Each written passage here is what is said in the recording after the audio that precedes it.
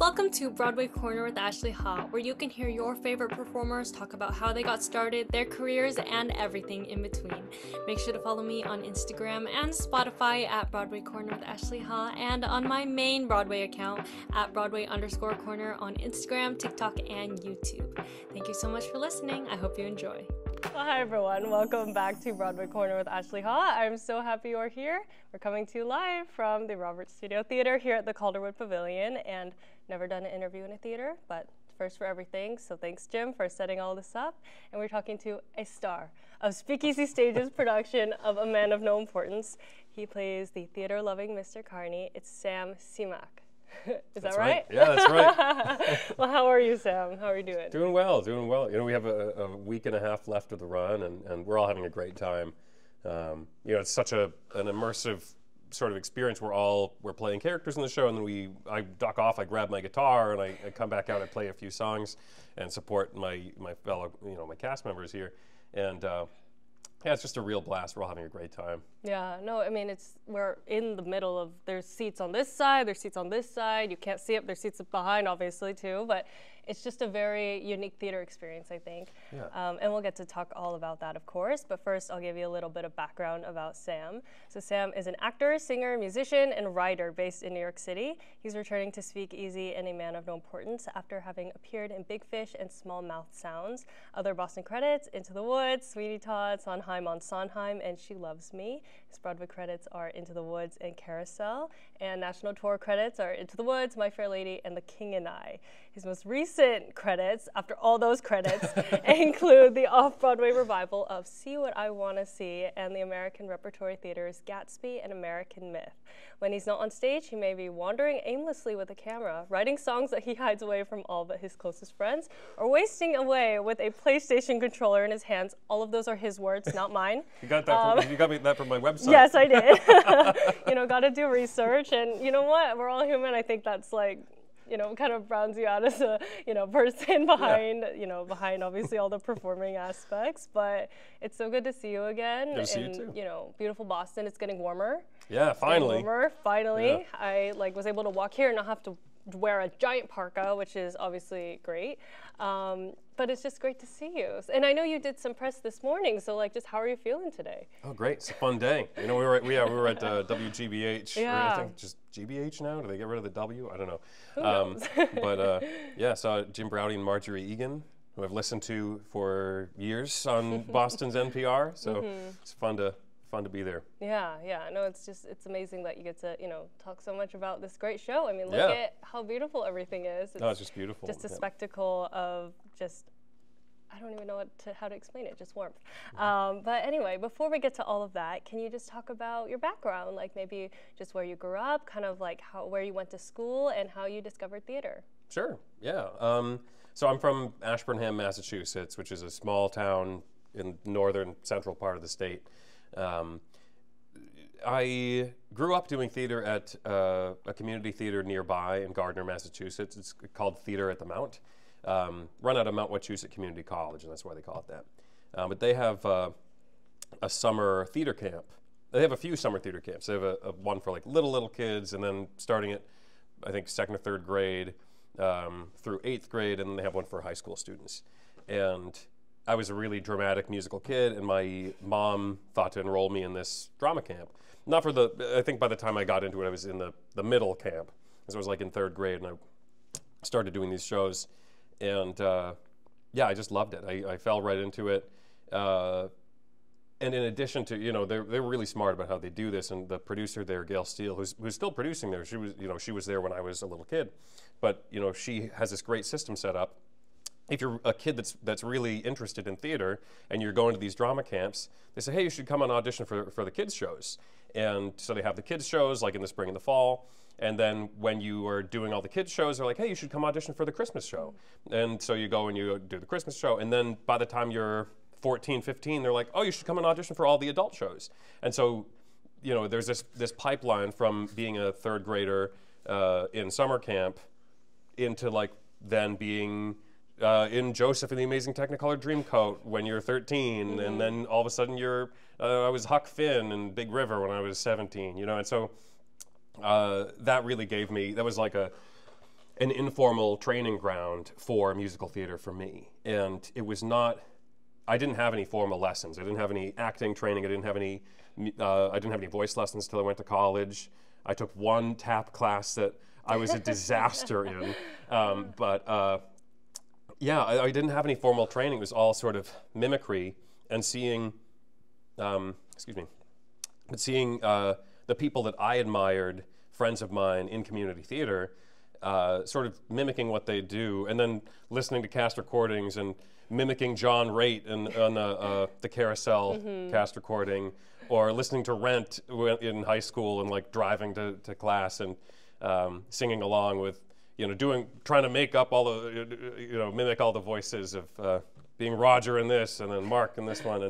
And then through that, I just sort of like fell into some decent vocal habits, which was very lucky. I think a lot of people can sort of go the other way, but yeah, so it was mostly mimicry. And then I got to school. I went to Emerson College here in town for musical theater, and loved it. I had a great experience there.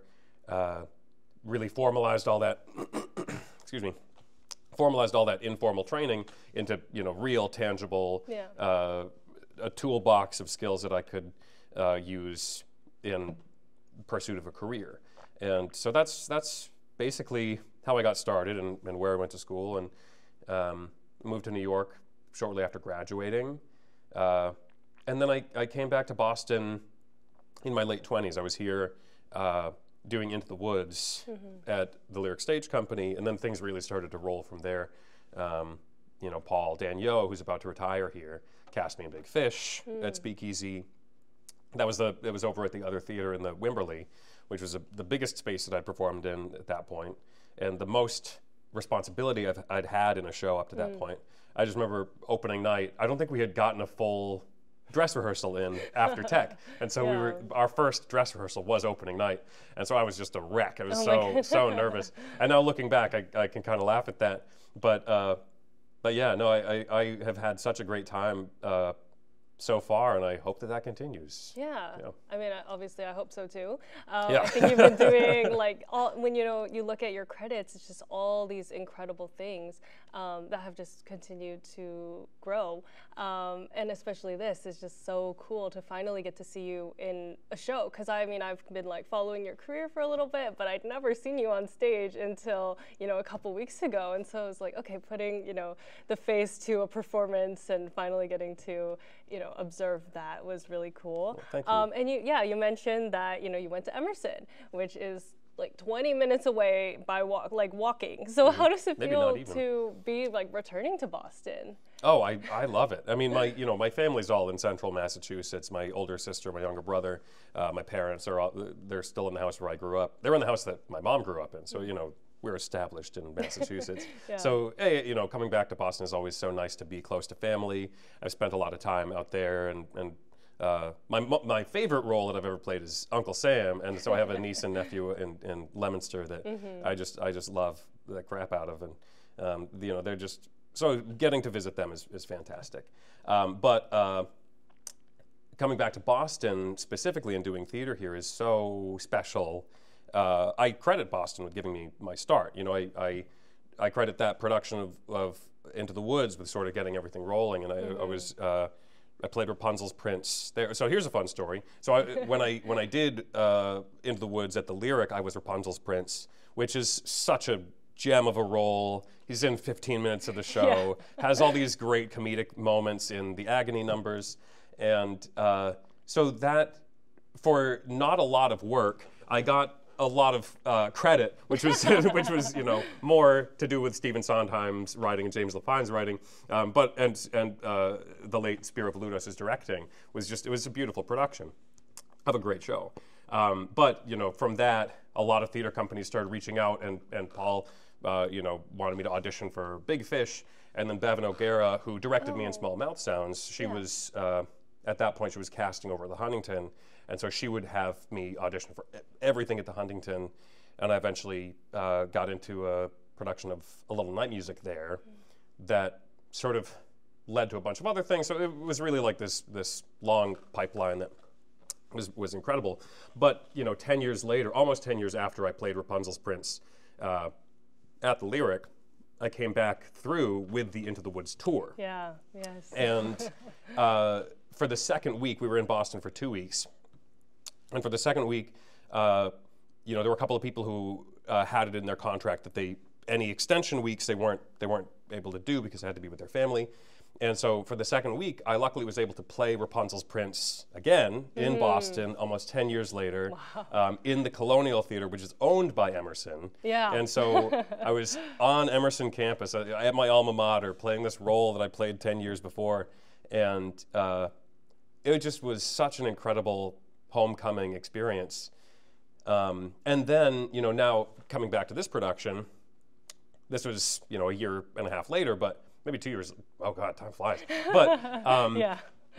Coming back now, I was just telling Jim in the car ride over here, but it's been so lovely. It's very flattering for Paul Dagneau, who is the artistic director here at SpeakEasy, to say, hey, I'm doing my last show. I'd love for you to be a part of it. Can you audition?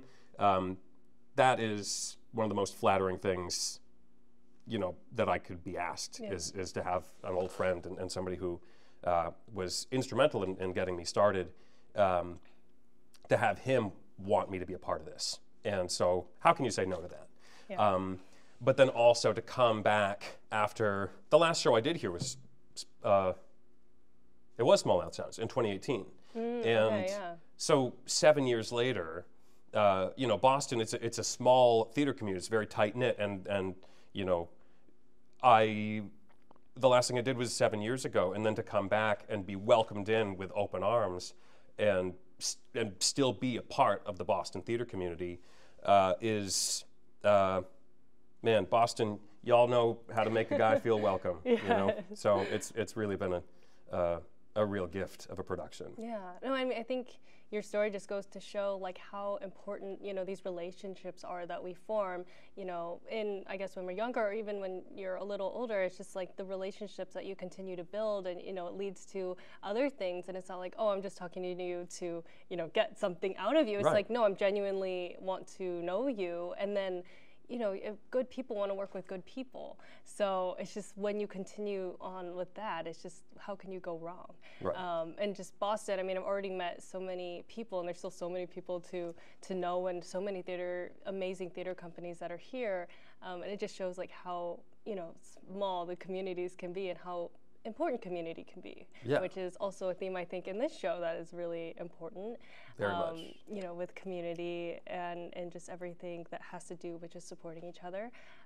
But before we get to that, when I first started following you, I said it was because you joined the star-studded revival of Into the Woods, and I was like following everybody. And I don't think I told you, but I saw the City Center production, you know, before you joined. Yeah. That was the first time I'd ever seen Into the Woods, like really. Because I saw the movie when I was like little, had like no idea what was going on. I can't remember a single part of it. The movie, right? Yes, so this is where I feel old, because I was in high school watching it was like the taped for PBS. It was the original. So my first time seeing it at the Woods was Chip Zien and Joanna Gleason and Bernadette Peters. But sorry, go on. No, you're good. No, so yeah, the movie, you know, with Meryl Streep and everybody, I think that was like the first time I'd technically seen it, but I count, you know, the revival production as being like the first time that I really saw Into the Woods. Soon fell in love. I spent like the summer in New York City doing like a musical theater, you know, program just before I went into senior year of high school, and I saw Into the Woods there and got to meet a lot of people. Obviously didn't get to meet you yet, but it was just like so cool. And I mean, there was a lot of Asians in the Woods as well, which is such an inspiring thing to have so many Asian people in that cast. But since you got to like be with a lot of Asian people in a non-Asian show, like, can you just talk about like what that was like, and being with your community of also just the understudies of the Woods, and just what that meant to you? Yeah, I mean, there's something special about both things, right? There's, you know, the first time that I did like a quote-unquote Asian show I was a few years out of college. I did a production of Miss Saigon at the Algonquin Playhouse. And what's beautiful about that is you have people from all these different cultural backgrounds coming together and being Asian together Filipinos and Japanese and Chinese and Thai people all coming together. I'm half Thai, by the way. My dad's from Bangkok. And everybody brings something to the table, and there's so much food, and people are like, hey, come on over after, I'm going to make some adobo. And you're like, all right, cool, I've never had adobo, I'll try it. And now I have that recipe, and it's great. Thanks, Yuki. Yeah. So, you know, so that's really wonderful to have a safe space to be Asian American. And granted, that's like 15 years ago now, right? Almost 15 years ago, 10-ish, whatever it is. I can't count anymore. But I didn't have to take math since high school, so. Same. But so it's really beautiful, you know, 10, 15 years ago when we didn't have the opportunities we have now to play Freddie Eynsford Hill in My Fair Lady. Like, that was not really happening for us. And to be in a production where there's just all of you are together and celebrating being Asian American or being Asian, that's really, really special. Then, of course, later on down the line, you have shows that are casting Asian Americans in traditionally white roles. I played Curly in a production of Oklahoma. That was incredibly special, and that was not an all-Asian cast. It was very multicultural, which is a word you can't say in the federal government anymore. But there, you know, there were people from all different backgrounds in that show, and it really, as opposed to a show where the Curly's coming in and he's done it 10 times, and he's like, I'm just going to sing "Oh, What a Beautiful Morning" and call it a day. All of us never thought we would be in that show, and so we approached it. We attacked the show with such passion that we really made it something special. And then, you know, a few years later, I'm doing Into the Woods on Broadway with Ann Harada, who was a hero of mine. You know, what a legend. What a legend. And God, that was just incredible. And you know, I went on for Jack one night. Thank you, Cole Thompson, for taking the night off to go see Mariah Carey, her Christmas concert. Yeah, so he called out. I went on for him. And I had 2 weeks' notice. He got so I had like 30 or 40 people come out to support. Friends from New York, friends from Boston. I just hit my mic, sorry. Okay. My parents came down, my brother and sister and cousin. It was just, you know, very special. But that night, you know, Milky White was played by my good friend Kennedy Kanagawa, and Jack's mother was played by Ann Harada. And so when I went on for Cole, Jack's household was all Asian American. It was me and Ann and Kennedy, and we got a picture, and yeah, it was just so special, and yeah, you know, they told me afterwards, somebody who was down there, Paul, who was another one of the understudies, was like, you know, Ann was crying while you were singing Giants in the Sky, and she looked at me, she said, I never thought that I'd see the day when I'd see something like this, and I didn't either. You know, and yeah, God, it's I've been very lucky, and I think we're very lucky to exist at this point in the industry, where there's still a lot that needs to change, and there's still a lot of forward movement to be done. I would love to see a principal on Broadway with an Asian accent. That is not an Asian role, that the accent is not talked about at all, that it's just a part of who the person is. That's something that does not exist and has never existed, as far as I know. So there's a lot that has to change, you know. But it's way better than being at the time where Mickey Rooney is putting on some buck teeth and getting on screen and being a horrible, racist stereotype of a Japanese man for Breakfast at Tiffany's. You know, so there are all these, you know, slow incremental steps, but I'm glad to have entered the industry at a time when that many incremental steps had already happened, so that I was able to be embraced by the industry instead of pushed away from it. So I feel very lucky. Yeah, and do you know if you were the first Asian Jack on Broadway? Because I remember Delphi was the first Asian Little Red. I do remember that, but I couldn't remember if you had been the first Asian Jack. No, I believe that I was. Okay. I haven't looked into this myself. I haven't researched it myself. But Delphi Boric, who was one of the understudies and is a good friend of mine, she was checking it out. She like did the research while I was on stage.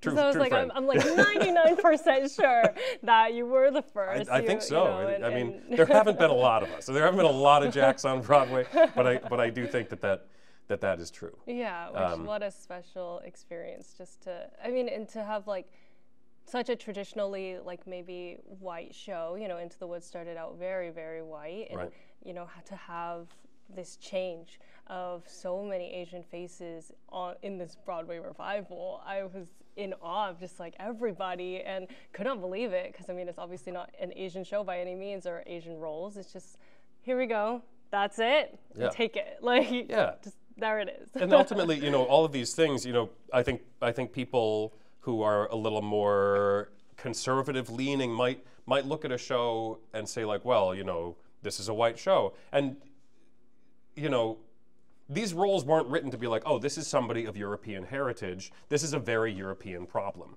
It's not the case. These are very human problems, and any human, you know, the baker and his wife are going through marital problems, and they're going through difficulties in conceiving a child. You can't tell me that is a purely European heritage problem. That is something that is worldwide. If you're trying to have a child and you can't conceive, that is a human problem. The princes who want everything they can't have and then get tired of as soon as they have it, that is also very human. That I would say that's also very American, but it is something. It's a problem that people of privilege have. It's not necessarily something that is purely European.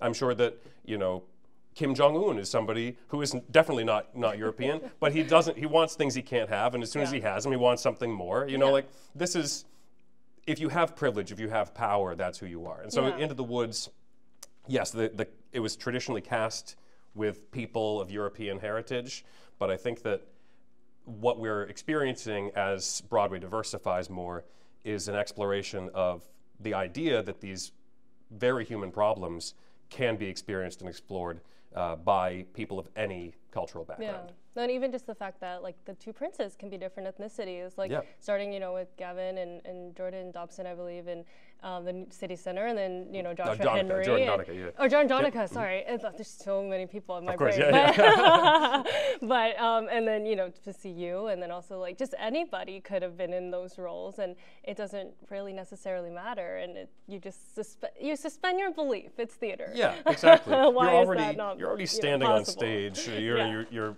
10 feet above everyone else. You're wearing costumes that have your name tag on them.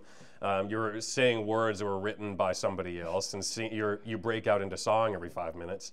You already suspend so much disbelief, you might as well accept the fact that maybe this mermaid who's half fish could also be black, you know? But some people have a difficult time with that. And, I think so, and thoughts and prayers to them. You know, they'll come up, you know, they'll have a reckoning event, I'm sure, eventually. It'll just take a little longer, maybe. But, you know, and also you were a part of See What I Want to See, which was all Asian American, or all AAPI cast. I mean, so many people that I know and love and respect were in that show. And it's a fascinating production. And I believe, like, because, last semester, we did a risk unit for my musical theater, like, vocal, like, performance class. And it was just to do a song that's, like, really challenging or something that was just hard. And so my teacher gave all of us songs, and he gave me See What I Want to See from See What I Want to See. And, to do it in context is still hard. To do it out of context was, like, the most difficult thing possible. And I was just like, what is this? What am I doing? I heard the song the first time, and I was like, what did I just listen to? What's going on? And, you know, I had to look at all of the different, like, stagings and productions of it and figure out how to, like, do this for my musical theater class, where I'm in a random classroom in, you know, Boston, just singing about something that I'm a little confused about. And it was just such a challenge. And I'm sure, like, I haven't gotten the chance to listen to the full thing, but I'm sure like just judging based on that, it's a hard show to do. Oh yeah, it's very hard. Musically, I mean, it's Michael John LaChiusa, so it's very musically dense and complex. Beautiful, incredible stuff. Yeah. Super fun, and you know, the show is kind of 3 different stories. Yeah. The first song in each act is these 2 lovers that have been discovered, and they are meeting for one last time, and they're going to kill each other. Yeah. You know, secretly. The other one doesn't know that the other one's killing him. But the first one is sung from the woman's perspective. The second act, the song is sung from the man's perspective. And in our production, the singer was sort of in this out-of-body experience, and the person who was in the moment was having this final tryst with a puppet. And so we had, in the first act, we had Japanese bunraku puppet, and in the second act we had Southeast Asian shadow puppets. And so it was a very interesting concept. Emilio Ramos, brilliant director, was, you know, a good friend of mine. But it was a brilliant production.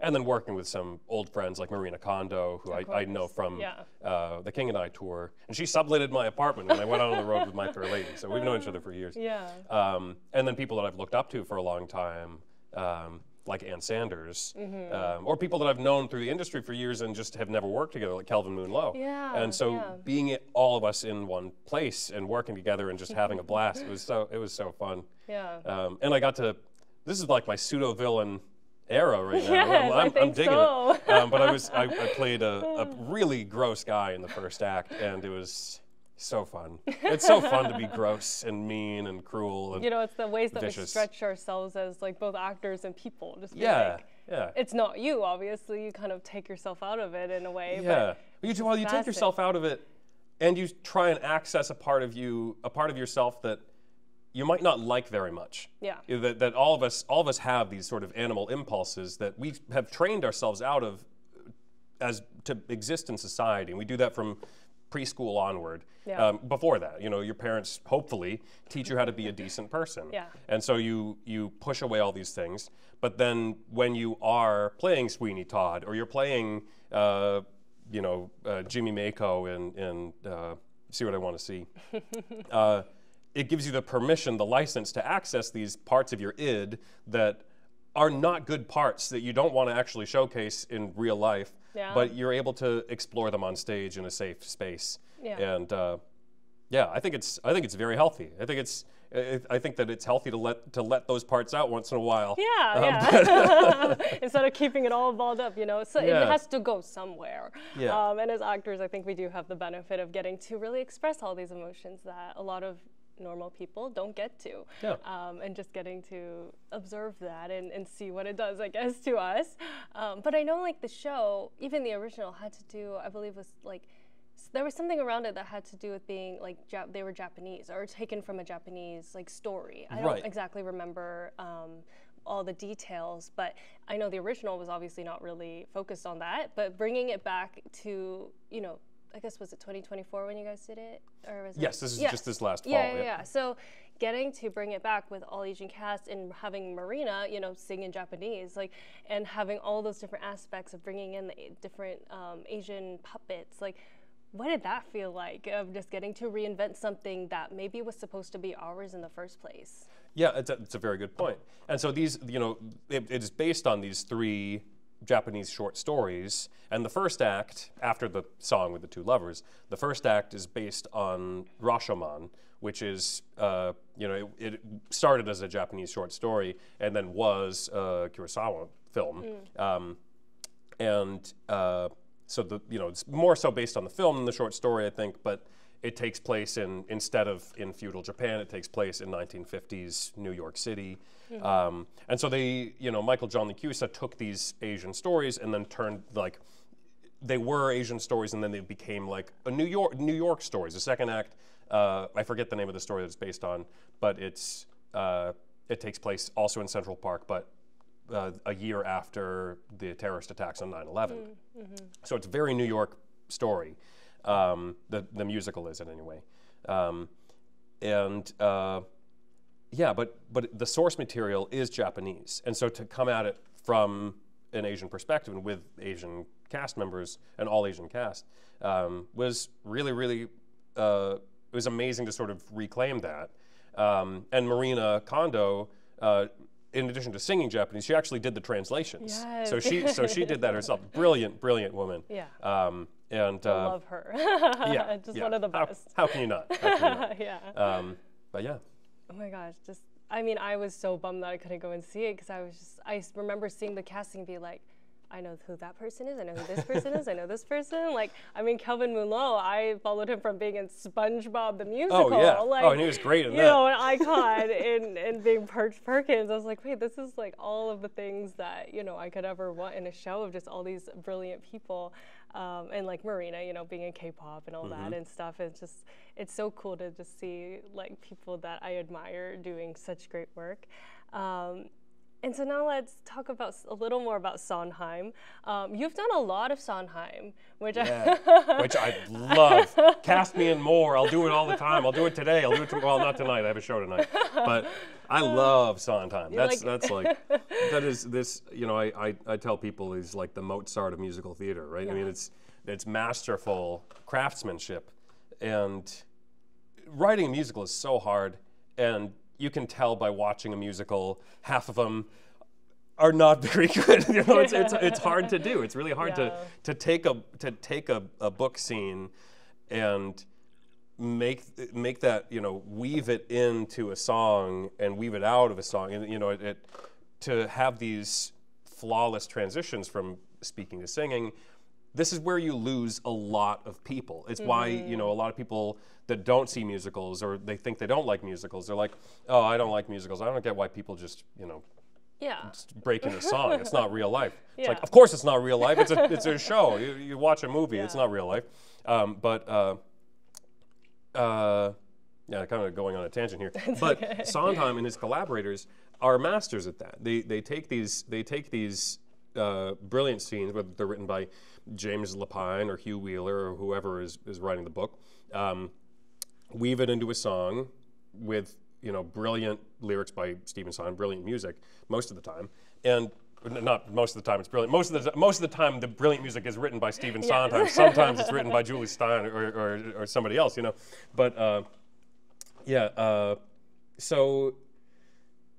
Yeah, I mean, it's just some of the best stuff to perform, and there are moments of speakiness. There are moments of being able to unleash your vocal power.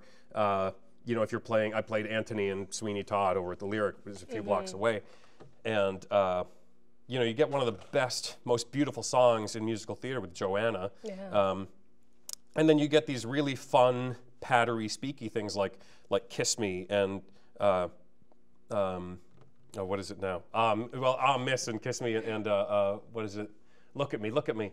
You know, there's just such brilliant stuff, and he knows, well, he knew really how to access human neuroses and what sort of things are engaging to project about a character's inner life. He really gets to the nitty-gritty of like what it is to be human in a way that some writers might be like, oh, maybe we can put a fun song here about driving a car or something. It's like, well, you know, Sondheim would be like, well, what does it feel like to be the passenger in this person's car? And maybe you're feeling out of control and it takes you on this journey about your parents or whatever. And like, he's very, very thoughtful. Yeah. And being able to work on so many different shows between Into the Woods and Sweeney Todd, which is my favorite show, by the way. Sweeney Todd is, you know, cast me as Sweeney Todd, somebody, I'll do it. I'll do it, you know. Yes. But, and Sondheim on Sondheim even, you know, the reviews, getting to work on a bunch of different stuff from different shows. I mean, there's the one right now, Old Friends, with like Lea Salonga. Yeah, exactly. Yeah, it's great stuff. And those, you know, you get to like, maybe cut out the songs that not everybody knows or not everybody likes. Like, you know, not everybody wants to see Chrysanthemum Tea from Pacific Overtures, although I love it. I love Chrysanthemum Tea. But, you know, so you get Franklin Shepherd Inc., you get to sing Franklin Shepherd Inc. from Merrily We Roll Along in one scene, and then you get to sing a song that was cut from Company in the next scene. And so, you know, doing the reviews are fun too, but yeah, that material, getting to work on that yeah, it's like if you're a race car driver and you get behind the wheel of a Ferrari or something. You know, you're like, oh yeah, I know exactly what I'm doing here, and all my training goes into play, and all the words fall into the right place, and I don't need to work to manufacture anything because it's all just there, and I don't have to pretend to like the material because it's already genius. Yeah. You know? Do you find that it comes easy, or is it like still difficult for you, since you've done so much of his work and you seem to know, obviously you've Sweeney's your favorite show, so it's like when it comes to playing that, do you feel like when you get behind and you get to like try, does it come easy, or is it still like more just difficult to act? Because some of his songs are like at its core just very difficult to act because they are so complicated, and they go on such deep journeys. I remember, like, you know, when I was obsessed with Into the Woods, of course, just like working on all those songs with my voice teacher and trying to like crack into like the core of all these songs that seem simple on the outside, but when you get into them, it's really hard. So like, what is, I guess, your process when you approach a Sondheim show, because it is so difficult? Yeah, and I mean, it is difficult, and it's I would say that the difficulty with Sondheim material isn't necessarily accessing the emotions necessary, because the music and the lyrics work so well to take you to that place. And so you can just kind of do all the work of the lyric and the musical analysis to, you know, you sort of chip away at all the wrong decisions, you get rid of all those, and you just focus in on the text.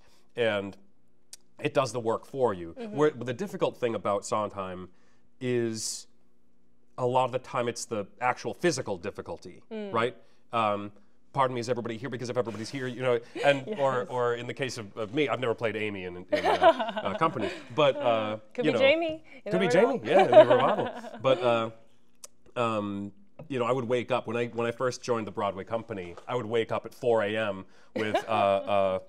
But it isn't my fault. I was given those beans. He persuaded me to trade away my cow for beans. Without those beans, there have been no stock to get up the giants in the first place. Wait a minute, Magic. Beans for a cow so old that you had to tell a lot to sell it, which you told where they were worth. Those beans were they oversold, because I was understudying both Jack and the Baker, and Cinderella's Prince, and Milky White, and the Steward on Broadway. And then I understudied different roles on the tour, so my brain is full of Into the Woods. Yes. But so it's difficult stuff, right? So it's difficult to get the words out and to memorize some things because it's so wordy. But at the same time, once you start to remember these words, they just flow because they're so dutifully written down to the letter, down to the punctuation mark.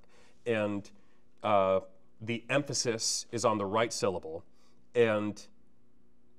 But it isn't my fault. I was given those beans. You persuaded me to trade away my cow for beans.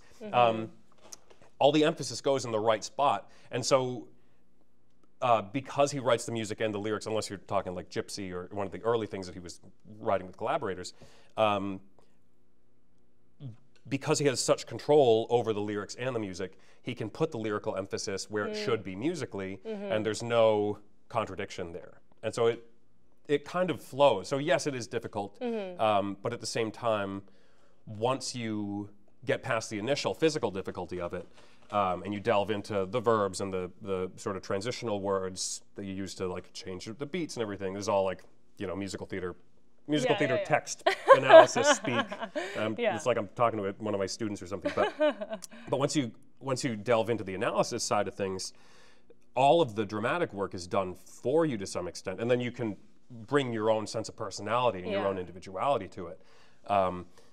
But yeah, it's one of those things. It's like doing Shakespeare or something, where it's just so craftful that you just kind of have to get out of the way of it and let it sing through you.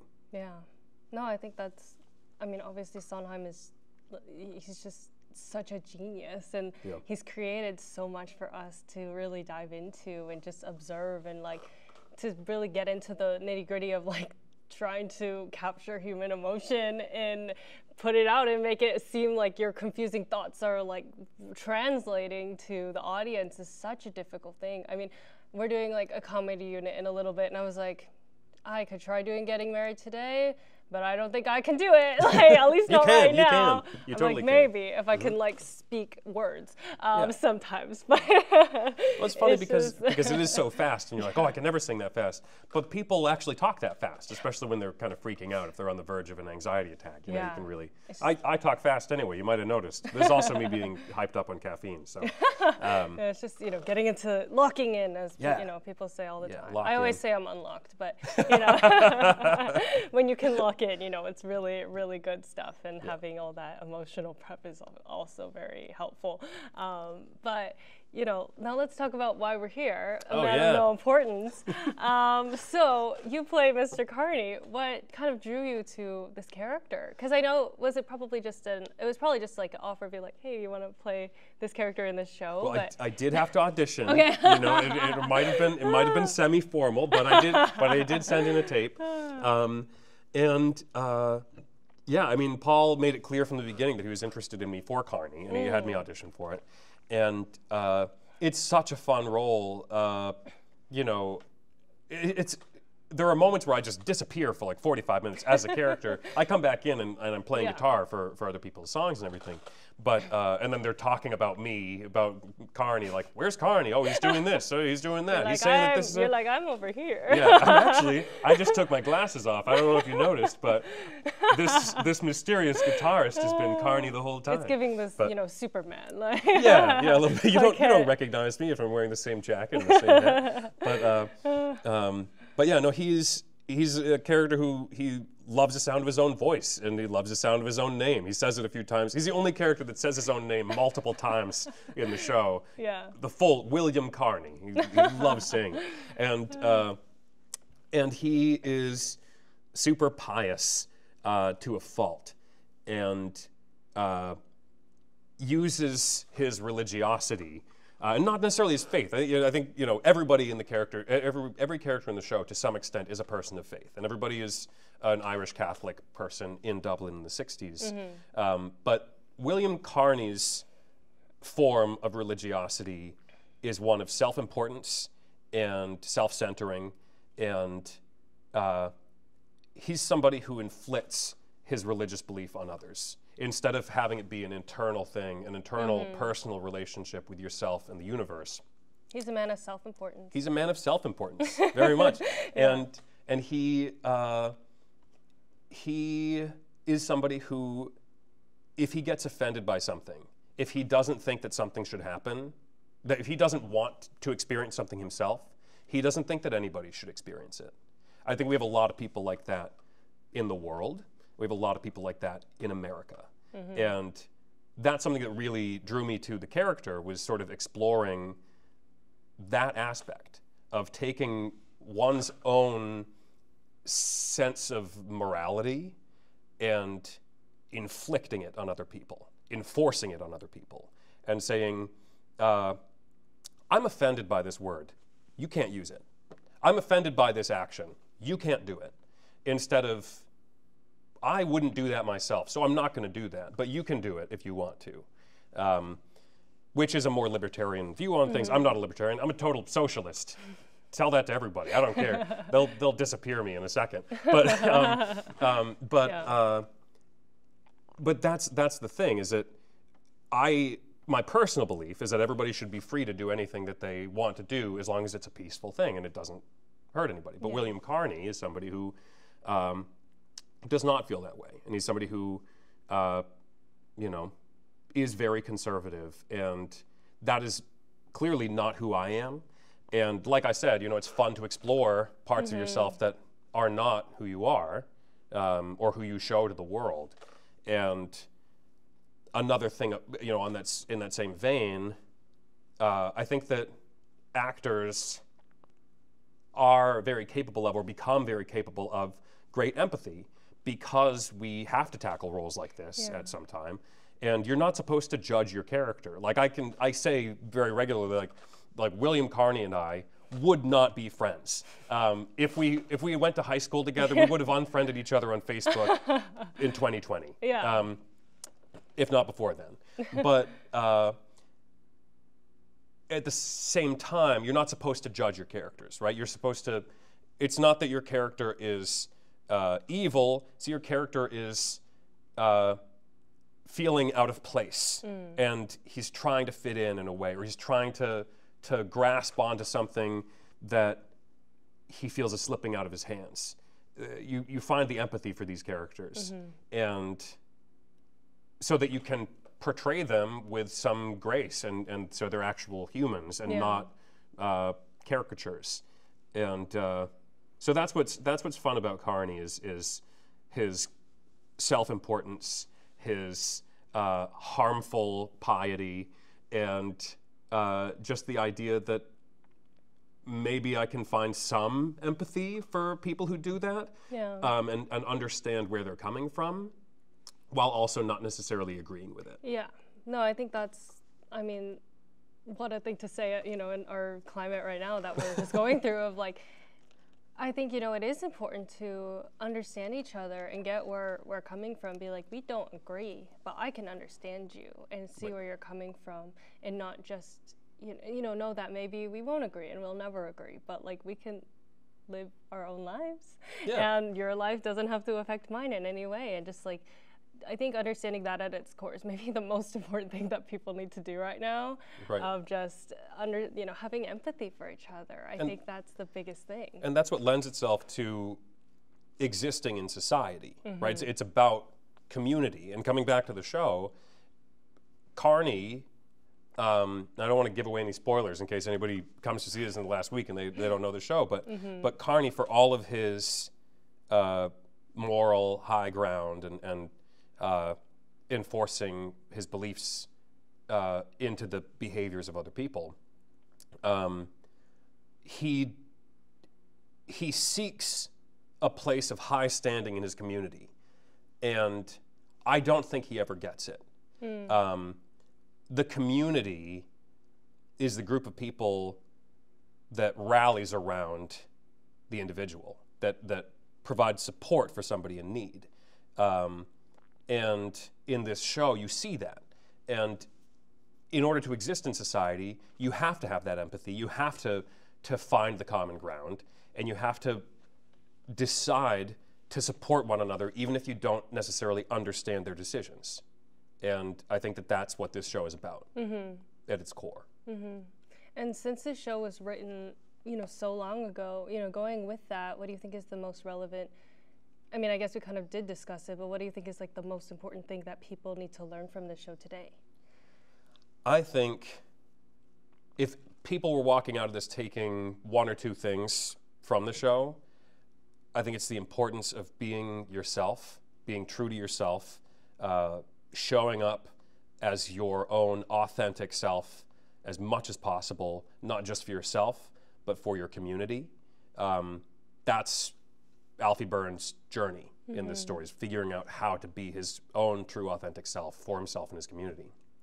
And then I think, so it's not only that, how to be yourself, but how to embrace the people that are doing that, and how to be a member of the community, to not just be your own best self, but to support others in their journey to be their best authentic self. I think that that's the most important thing about the show. And everything else is fun, and it's musical, it's beautiful, it's a beautiful story, and with beautiful music and an incredible cast. So I hope that people come see the last week and a half that we have, because I think that it's a great story that's worth telling and worth listening to. Definitely. Done by a great group of people, and I couldn't ask for better cast members here, castmates, so it's super fun. Yeah, and since the show is done in like this thrust staging situation where you really bring everyone into the story more so than you would in a normal like staging of the show, and do you have like a favorite moment in the show that just, either it could be, I guess, with the immersiveness of it, or just whatever you want? I have a few. There are a few fun things. I mean, I have so much fun in this show. I love my sort of selfish, like, my favorite part that I do. Well, I have a couple. There's Going Up, which is the early song, and this is the only time, I make eye contact with audience members. It's so intimate that you can see every face in the back row, and which is kind of scary for me. It's way easier to stand in front of 4,000 people in a black void that you can't see anything except maybe the first couple of rows. Yeah. And the only things you can see are the exit signs in the back of the row. Yeah, so it's very intimate. I can see everybody. And when we're narrating, we come out and we're like narrators at various points. It's a rainy Dublin morning, skies are leaden gray. And at that point, we're like looking at the audience and like, this is the story that we're telling. We're all in this journey together, and that's fun. And it's really, you know, we're the narrators in that moment. And then going up is the only time that I'm aware of. Yeah, I think it's the only time that we're both in character as the characters that not narrators, but like the central characters of the story. And we're making eye contact with the audience because we're sort of envisioning this, you know, what it is to be on stage. And William Carney, who is so performative and presentational. I start out the song with like this little monologue about like, the St. Imelda's players have the distinct privilege of presenting for your play-going perusal. You know, and so I'm like, you know, grandstanding for the audience. And then I have a little song and dance moment. And that's super fun and very funny. And it's fun to connect with the audience in that, as I have my little butcher cleaver and I'm doing a little song and dance and seeing some of the joy on some people's faces. Some people are just like, and I'm like, all right, I'm going to look for somebody who's smiling. Or you just really lean into that and be like, hey. Yeah, you're going to enjoy this. But it's super fun. And then, you know, there's later on in what would be the second act if we had a, you know, where sort of Carney's vindictive piety comes into play. It's always fun to have a little villain moment, and so that's very fun. But then, you know, and I love all these other moments too. I love standing back here and playing guitar while Billy Milady sings "The Cuddles Mary Gave," or sitting on the stool over there and playing guitar for my old friend Amy Doherty, who's singing her song, and it's one of the hardest songs I've ever played on guitar, and it's made me a better guitarist. So sitting up there and like, hey, I've actually gotten kind of good at this. I'm actually a decent guitarist. That's kind of a fun moment for me, is supporting my friends and not messing up their songs was my biggest fear. My biggest fear when I was told, oh, you're going to play guitar too, I was like, oh, I hope I don't screw it up for them. But it's you know, being part of the orchestra, being part of the band, and supporting and listening to my colleagues breathe, and like playing the next chord for them. It's something that I have never done on stage, and it's super fun. Yeah, so there's a little bit of everything. You know, I love the moments of being Carney. I love the moments of being nondescript guitarist in the back. Just having a blast. It's a fun show. That was like a surprising thing, was seeing everyone play instruments. Because I mean, there's been productions like that. I know someone did that like a long time ago, a company they did where everyone played an instrument, and I'm like, oh my God, these people can act and they can play instruments. It makes me feel bad about myself, but it's okay, because you know what, we're all trying. Yeah. And everybody, I think that's, they're just, people talk about like triple threats and everything, and I think the general understanding of triple threat is like Gene Kelly, right? So somebody who acts, sings, and dances.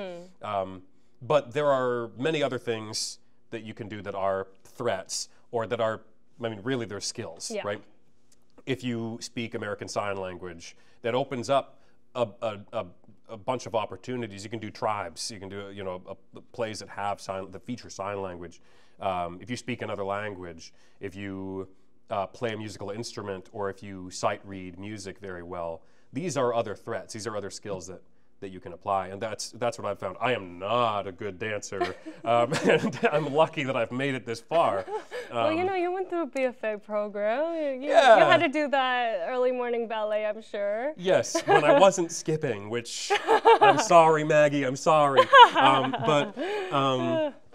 Yeah, I am not a great dancer, and am not always the most graceful person on stage. I can move. I think you're very smooth in this show, Thank though. you. I think you know, this is luckily Elise Robbins good. is a friend of mine, our choreographer, and so she knows we've worked together. She knows what I'm capable of, and she choreographed things that were right in my wheelhouse. Yes. You know, I can do a kickball change till the cows come home. It's great. Yeah. So yes. So you know, there are other things that you can do, and I found in my career that my third threat outside of acting and singing, rather than being dancing, which is more of a threat to me and the safety of people in the general vicinity of me. That's the only way that that's a threat. But my third threat was always sight reading and musicianship, which I played piano. I took piano lessons from when I was 7 years old all the way through my senior year in high school. Wow. And I play guitar. I'm mostly self-taught. My dad got me started, and then in recent years, my friend Ben has helped me with real guitar music theory. But it's only recently that the guitar has become a thing for me on stage.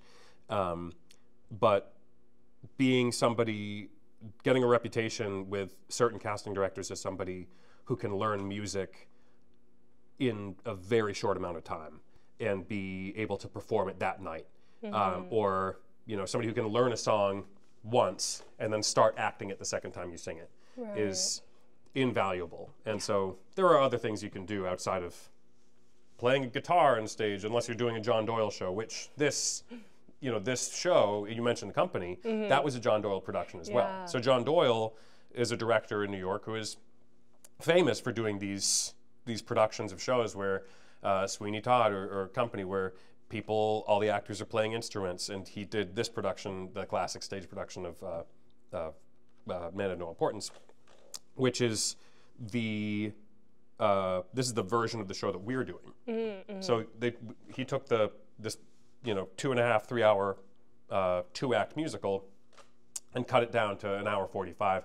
Ours is a little longer than that because we added art back in. Art is a song, not artfulness, but so we added a song back in because Paul wanted to have that moment of the community coming together and making the show. And so he got special permission. If you're ever doing a show and you want to add something or you want to take something away, you can't just do it. You have to talk to the estate, or you might get a cease and desist letter. Be careful, guys. Be careful. Yeah. No, but I just think it is so cool to see people who, have, I guess, the other threats, which just, like you said, skills that are just available. I mean, I wish I could sight read music very well. I'm trying. Keep working at it. These things take time. Doing that music lab homework all the time. Just trying my best to, really immerse myself in the world of music, because that's so much of what we do, obviously. And, learning by ear is not always the most efficient. But getting to, see everybody, just everywhere. You're people are playing instruments over here, on stage, behind, entering in, and it's such a new experience. I don't think, many things have done that. It's a very, very unique show. And so what has been your favorite part of just getting to have this community within a cast, within a show, and just seeing also how the community of Boston is responding to it? Oh, I mean, it's such a joy to do a show about community with a community that I care so much about, and that has given so much to me in care and opportunity, and that's just really special. And then for it to be Paul's last show, it's there's been this outpouring of love and support from the greater Boston theater community, not just the members of the community that are in this space every night working on this show together. But so many people coming after the show, coming to the show and hanging out afterwards and chatting with us about it. And it's been a beautiful production to be a part of. And we're all just having such a great time, whether we're in the spotlight at any given moment or standing off to the side accompanying somebody who's in the spotlight. We're all just here for the community support, here for the show, here to support Paul, and here to just have a great time. And it's just been such a blast. Yeah, and to kind of wrap up a little bit, this is something completely non-theater related. I know you take a lot of photos, and that's been kind of a thing that I've seen on your social media things. It's just something that you like to do. Obviously, I'm a little more of a video person, but I used to love photography as a kid with my mom's cameras, and just playing around. So when did that start for you? And just kind of what has been the most joyful part of getting to just capture life on a camera. Well, I mean, I'm glad you brought that up. It's super fun. I mean, I have a great time with it. And like you, I mean, I was taking photos as a kid all the time. And back then, film, I never had it developed myself, so I don't know how much it cost. You know, it was always like I would just like take a bunch of pictures. My parents would bring it to CVS or whatever. Yeah. But you know, it was all those like point and shoot, you know, some little cheap $20 thing. Yeah. And then I got a smartphone. I got an iPhone when I was like graduating college or something. And at that point, I was like, oh, I never need a camera again because you have a camera on your phone. Yeah. And they're bad pictures, everybody. I mean, like they've gotten better. Yeah. But the incredible thing about these cameras on your phone is that they're this big, and it's like, wow, I can't believe a camera that's that big takes such good pictures. But it doesn't take as good pictures as a camera that's this big. Yeah. And there are like really physical, scientific reasons for that. And you know, during the pandemic, my friend had gotten a film camera, an old used Nikon or Canon or something, and he started taking pictures of us, just like hanging out. And I was like, wow, these are really cool, good pictures. I kind of want to get into this myself. And so I got into film photography and was spending a lot of money getting things developed. And because, you know, film is expensive, developing is expensive. And it's an expensive hobby. It is an expensive hobby. But so then I got a fairly decent digital camera. And then the last few shows I've done, I've taking a bunch of pictures. I get permission beforehand, you know, I'm like checking with you know, actors and being like, hey, you know, just so you know, like I like taking candids during rehearsal, and then I'll share them with you for like an opening night gift. Is basically, it's a cheap opening night gift. It's a way of me saving money, but it's art. But it's also it's artistic, and what I really love about it is, for me, I've loved acting my whole life. I've loved musical theater my whole life. And then in recent years, I've gotten to certain heights. I've been on Broadway, I've been on tour, to the point where it is fairly corporatized to me. It's, you know, I understand it at an industrial level for all the good and the bad of that. And so for me, as much as I love acting and I love musical theater, it is also my job and it is my career. And there are certain constraints in that I need to like do it in a way that I think will make my career where I want it to be, you know? And with photography, it's a nice way of being able to be artistic and be creative and have something to show for it without having any ties to, oh, I need to get this right or else I won't be able to pay rent next month.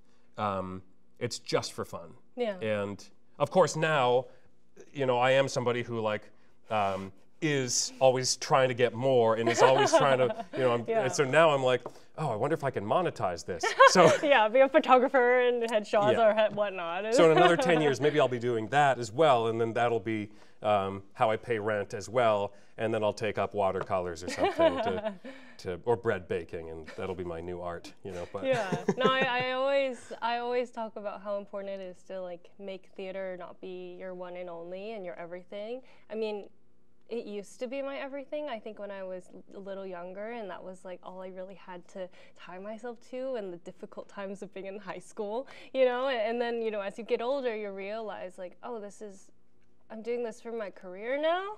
Like being in college, you're like, I have to do this for an assignment, and like having, you know, these more constraints, and it's not just something that is fun anymore. It's like it becomes work. Right. And so to have other things that you do is so important. Like I love food. That's like, you know, my other thing that I'm just like, oh my God, I can't, you know, love cooking now and stuff like that. But it's just like you have to have something else, or what do you have if theater is your one and only? Right. It's like it's such a blessing to be able to do something also that we love as a job, but it gets taxing. Yeah. It's tiring. I mean, doing, you know, the Broadway schedule, 8 shows a week, that's not for the week.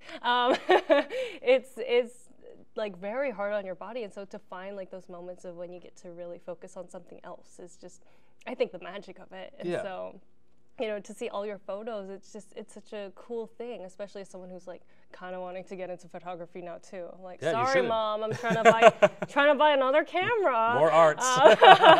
More cameras and more, you know, the tech and stuff like that. But it is such a cool thing to be like capturing the world and seeing things that maybe other people don't see. Yeah. Just within that. So I think when I saw that you were a photographer, I was like, oh my gosh, this is so cool and so much fun. Thank you. But anyway. the other thing there is that, you know, it's if you do one thing, and I've met some people that theater is their everything, and I just think it's so dangerous, especially post-pandemic, because it was most of my thing before the pandemic hit.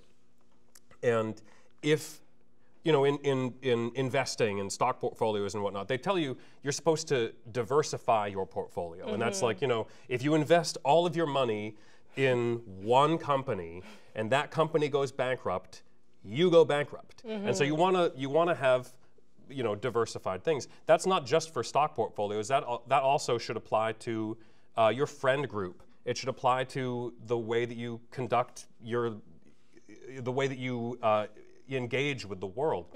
Because if one thing is your everything, and I learned this during the pandemic, that one thing can get taken away, can get wiped out. Yeah. And we were out of work for a year and a half, where nothing was happening. I was out on tour with My Fair Lady when the pandemic hit. Man, and then we'll be back in 2 weeks, maybe 4, and that became a year and a half. And if that one thing is your only source of fun and art and beauty and community and friendship, and then it gets taken away, you feel empty. And I felt largely empty for a lot of the pandemic.